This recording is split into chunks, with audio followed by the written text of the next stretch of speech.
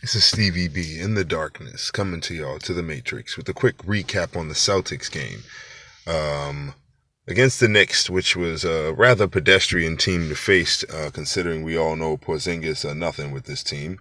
But the Celtics, once again, showing Brown and Tatum and showcasing Brown and Tatum and what their future is. And note two things: Kyrie's control, Kyrie's dominance continues.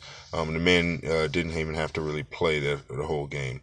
Al Horford is looking like a point forward more than anything, more than even last year, and getting his rebounds to boot. I feel like he's doing better on the rebounding end, and this is just what I'm seeing from over the first 4 games of the season. Um, as far as other guys on the team, I feel like the ability to play some of these teams that are pedestrian allows guys like Tatum to get his feet under him, at least get his feet on the ground, realize what he can do against people that he can do it against, and start to realize his place amongst pedestrian athletes or pedestrian players versus what he's capable of or what he's supposedly capable of being one day. Jaylen Brown is once again the guy I'm going to say that needs to get his touches from the standpoint of a team getting him the ball. He's going to put the ball in the hole, and he's even you could tell even between the first game and the fourth game now. He's even last game, he's playing more grounded. From a physical standpoint, he's less on his toes. Um, Not that that's bad from a basketball point of view, but I just feel that he's giving himself the credit he deserves and playing people as if his body will do the work and he doesn't have to try so hard defensively. And that allows everything else to flow because his offensive game is uh, continuing to show itself for what it is. I love the way Kyrie works with these two guys, um, and I think it's a compliment to what Kyrie has to work with because he could have had less with the fact that Gordon Hayward got injured, but you could see his chemistry with these guys and his ability to motivate these guys to keep going and give these guys real props when they do well as let them know it's all right, and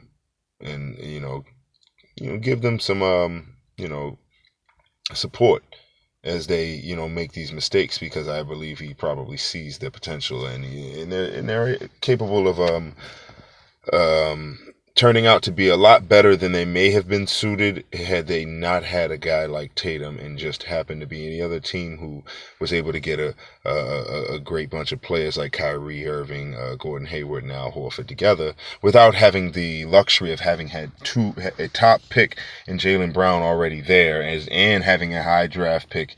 It doesn't normally happen. So what we left with is not as bad as it would have been for the average team in this situation. And I can't wait to see the outcome of that. It was good again to see guys like Terry Rozier, who I believe is going to be key this season. And this game was without Marcus Smart, which sort of puts into play what I felt was necessary in the first place, and that's Marcus Smart coming off the bench and not necessarily starting at the two guard. I don't feel like that works for us. He's not a two guard, and putting Kyrie at the two takes away from his effectiveness if you're going to ask Marcus Smart to hold. It's not that Kyrie can't play the two, but I feel like I want Kyrie to run the team, and be the point man. I feel like Marcus Smart is better playing point guard off the bench and rotating with Terry Rozier because Terry Rozier can go straight scorer. As well as play the point, whereas Marcus Smart is better suited to play the point.